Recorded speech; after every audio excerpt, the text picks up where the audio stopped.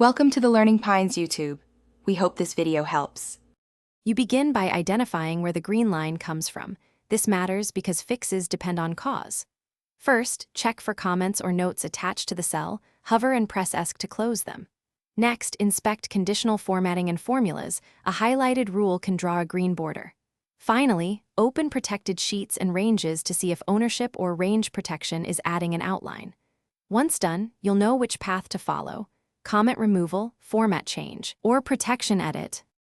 Now you remove or alter the element creating the green line.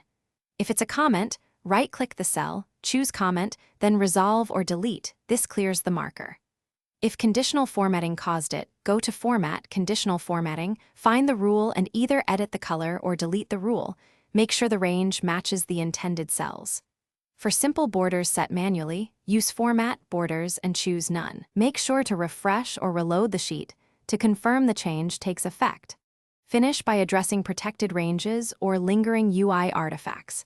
If protection is the cause, open Data, Protected Sheets and Ranges, select the rule and remove or adjust permissions, then save. Once done, reload the sheet. Sometimes the green outline is a cached display.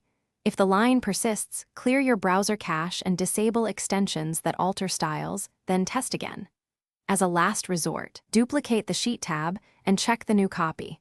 This often reveals whether the issue is sheet level or client side. Thanks for watching. Consider subscribing if we helped you.